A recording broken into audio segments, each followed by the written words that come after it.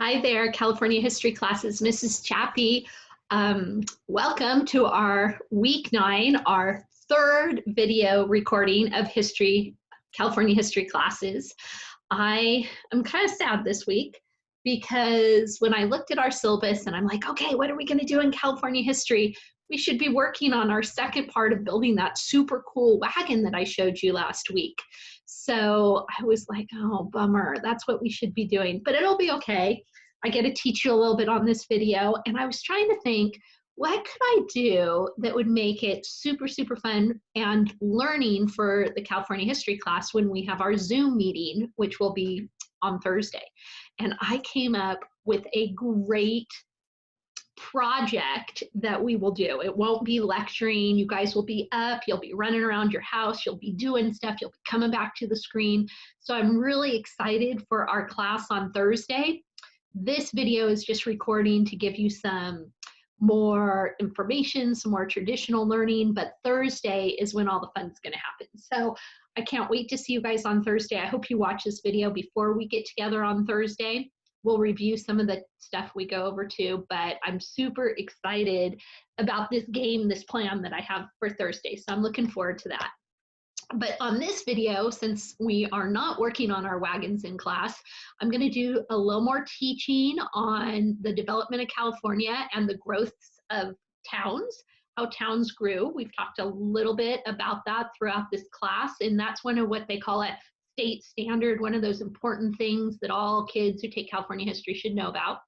And the other thing I'm going to talk about, which kind of makes me excited, is women that contributed to California history. That's one of those other California state standards that I used to teach when we were in our classes together, but we didn't have enough time because of all the things that we're building, like the missions and the Sutter's Fort or Sutter's Mill and the wagon that we can't build. So I have a little more time to teach about that, which is good, and I'm looking forward to that. But we won't spend a lot of time on that on Thursday. So we're going to go ahead and just move straight along. I'm going to screen share how I do that. Here we go, found the right button. Show you my little PowerPoint so that you can see some pictures about what we're talking about. If I can get the right buttons to press, we would be really good.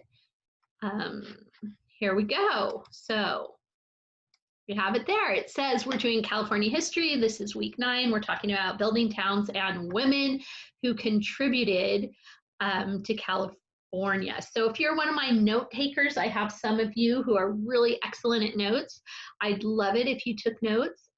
If you want to just listen on your iPad, I've had people send pictures to me, which is super fun. And I've had pictures of like a student bundled up in a blanket, laying out on their back porch on one of those chaise lounges that would be on a porch next to a pool with an iPad on their lap watching a video. So I'm like, oh, that's so sweet. So I love it. All of you who've sent pictures, that makes my heart happy. It lets me see you guys and see what you're doing. So here we go. Let's move along to our first slide. So when we talk about the building of towns, I want to make sure you remember how people got out to California. We spent a lot of time talking about that, and you're kind of familiar with it. Last week, we talked about the wagon train. It's called an overland route, and you can see my little cursor pointing to there. So people could come from the East Coast, that manifest destiny spreading across the land, come to California where gold was discovered, and they could do that on a wagon. That was one option. There were some other options that we didn't talk a lot about, but I want to make sure you're aware of them. They could hop on a boat and take that boat all the way down around Cape Horn, the southern tip of South America, and then all the way back up to San Francisco. Very long journey. Some reasons that might be a better journey might be that you were able to bring more stuff. So if you were a wealthy person who was coming out to California and you wanted to bring your furniture, and maybe you wanted to bring some other goods, maybe you wanted to bring stuff to sell. Remember, we talked about how the merchants were the ones who made the most money on the gold rush, that might be a good route to bring things to come along south. Now, this is kind of a tricky one that was actually the shortest. This was a great way to do it. that was actually very short would be to take a boat from the East Coast, from a harbor, say is New York Harbor, sail down to this area called Panama. And then you'd have to get off your boat, go across the land to the other side, and get on another boat to come up here. Now that could have some problems. You could go this route thinking it would be the quickest, that would be great. You could go all the way across this land, get over there, and there may be no ship to take you. So that was a huge risk. If you came this way, there were risks involved. You could get really seasick. You could run out of food. Disease was prevalent on boats just as it was on the wagon train. And we talked about all the hazards, the dangers that were on the wagon train up here: rattlesnakes, disease, attacks, broken goods, injuries, things like that. So there were multiple ways that people could get to California. And remember, the motivation often was to get to work in those gold fields. If you were a pioneer who was looking to farm, you would likely come the overland route. If you were a merchant likely wanting to sell goods, you might bring your goods on the southern Cape Horn route. If you were just in a real hurry and you wanted to get there as quick as possible, you might try to take the Panama route. So just a quick review of the way people got out west and came to California, Americans. There were actual advertisements saying, hey, for California Direct, come with us. You can get there maybe in 35 days. That was an option. You could do that. Here's a drawing, an early drawing of what life on the ship would be like, just packed in with people hoping to be prospectors, maybe hoping to be merchants. You can see the way this is drawn. We can see all these different ships up here on the horizon, kind of giving us an idea that there were lots of people heading to California to try to find their fortunes and their riches. This is the map we looked at last week when we were talking about the wagon train coming to California. Oregon Trail would be going up a little bit north and then splitting down if it went up that way. But a lot of people coming out to California. So I want to talk a little bit about when the people arrived in California and what happened. When they got to California, new cities and new towns developed. And probably the most famous town that everybody heard about was San Francisco. Today, California has many, many big cities, and you might even live in one. Most of us live up in the smaller towns, Placerville, Camino, but some people come take classes who are from Sacramento. Which ones do you think became cities because of the gold rush? Well, because of the area we live in, a lot of it was impacted by the gold rush. Some of the mining camps built during the gold rush became towns after California became a state. Some places that had been small towns before the California gold rush grew into cities. Until 1847 or so, San Francisco was called the village of Yerba Linda. It wasn't even an actual city, it was still a village called Yerba Linda. Only a few hundred people lived there. When the gold rush began, ships brought thousands of 49ers to San Francisco and people looking to make money off of the 49ers. By 1850, there were about 25,000 people who lived in the quickly growing city of San Francisco. Now, if you've been to San Francisco, it doesn't look at all like that picture, does it, guys? San Francisco grew because ships brought mining supplies and other products to the area. Merchants traded these goods for gold and items made in California. By about 1860, San Francisco was the busiest city in the area, and there were, about 60,000 people there.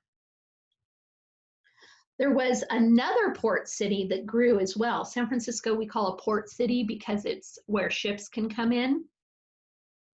And this is let me show you a picture of another port city. There you go. You can see more ships in here.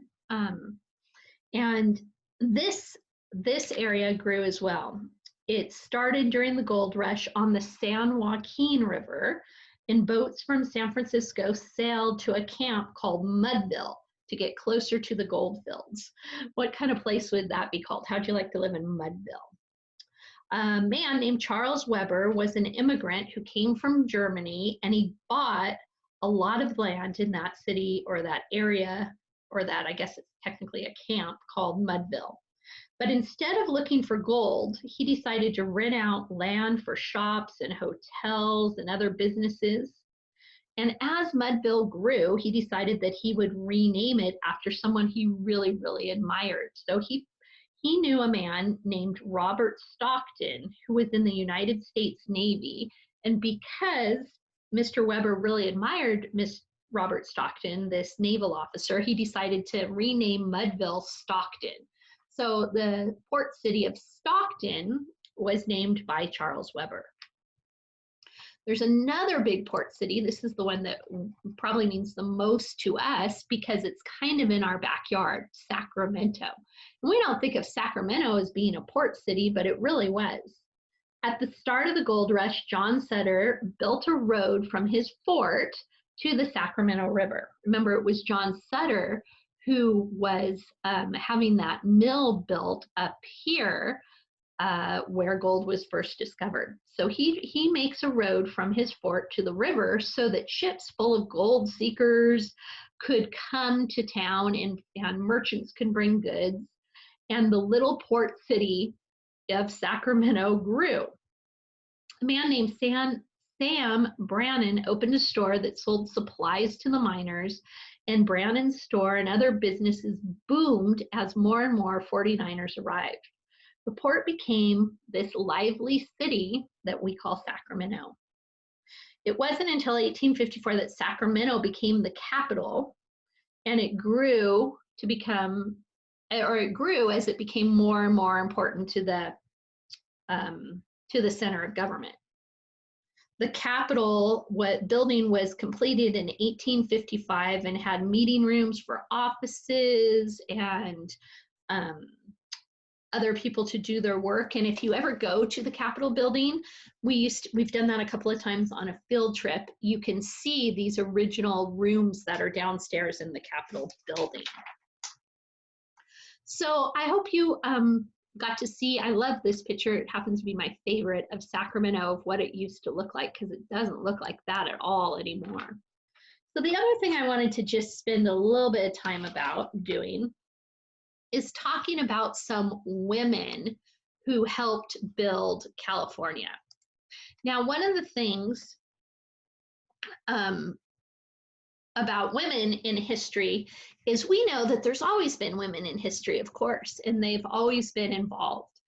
But legally, they weren't able to do a lot of things initially. Like there are some places still today in the world, but historically, women couldn't own property. They couldn't own land. They couldn't have their own businesses. There was a time in history where women had to do what their husbands said. And like we know that there was a time in history that women couldn't even vote. And so I think it's really cool and fun to go back and look at California history and say, what did women do that made California the way it is now? Because today in America, we have women who are in charge of businesses and who are in government, and we have not had a woman president yet, but we have had women run for president, and we see women doing amazing things, but that wasn't always, they weren't always recognized for that. So in history, in California history, I want to look at what some women have done. The first person I want to look at is this woman named Helen Jackson. And Helen Jackson knew a lot about the mistreatment of Native Americans, the California Indians, by the United States government.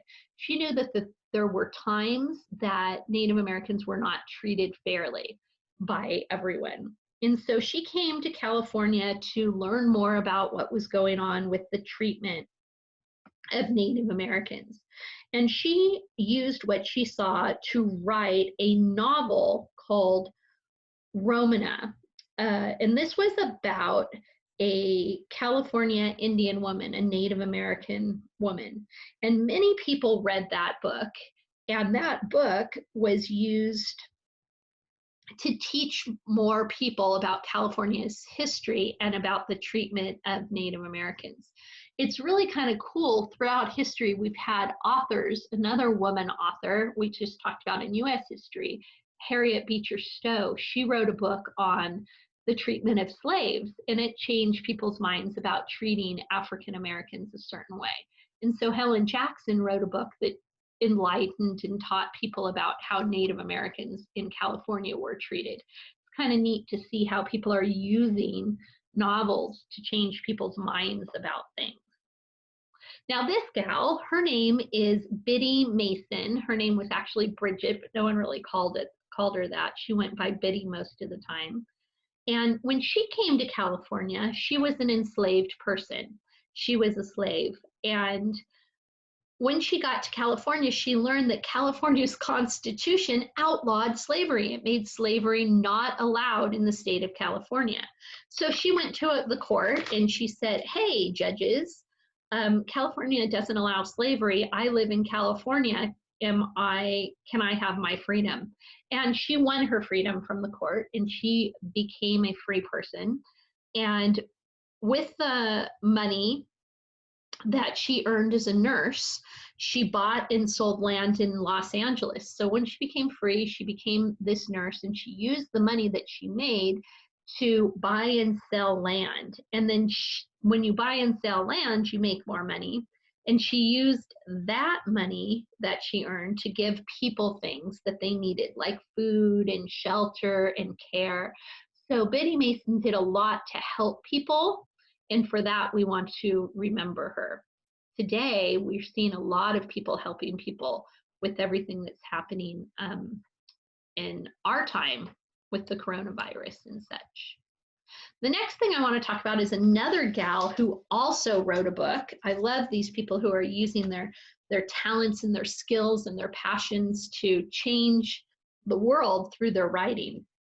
And Louise Clapp, she came to the Goldfields when the 49ers were coming. She got here in about 1851. And she started writing long, long letters with lots of detail and rich descriptions and funny comments back to her sister in Massachusetts. We see that today with people communicating maybe with memes or with text or something. But in this time, she couldn't do that. So she had to write a letter to her sister in Massachusetts. So 2 years later, all of these letters that she had collected started to become published. So first of all, she published them in a magazine, which was common, kind of like I was telling you about Harriet Beecher Stowe's Uncle Tom's Cabin. That was first published in a newspaper. So before things often became books, they would be published in, they're called periodicals. Sometimes we refer to them like we think of them as magazines, but they're more like periodicals or pamphlets. And then they were so popular, people loved them because she was funny and she was telling what life was like, that they were published into a book. And right here, the book was actually called Shirley Letters from California. This is an illustration that was in the book. So for us as historians looking to the past, we can refer to these as primary sources because she's recording what she saw and what she experienced, and then she has drawings about that. The last Californian I want to talk about is a gal named Julia Morgan.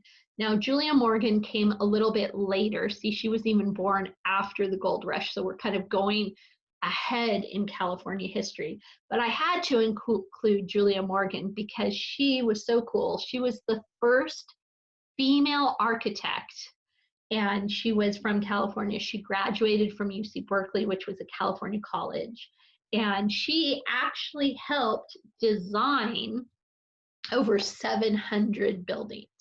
So I could probably go on and on and on and talk about all kinds of different women who've done amazing things in California because women have contributed throughout history.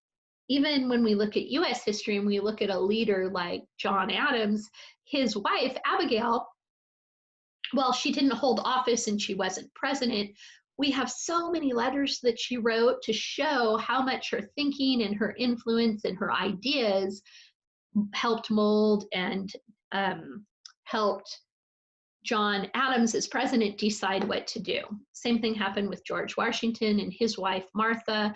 And there were a lot of like power couples or teams that worked together throughout history. That's not to say everything was like that and it was all shiny and happy, because it wasn't. But there were a lot of contributions from a lot of great women in history. So that is my spiel, ladies and gentlemen, on California history.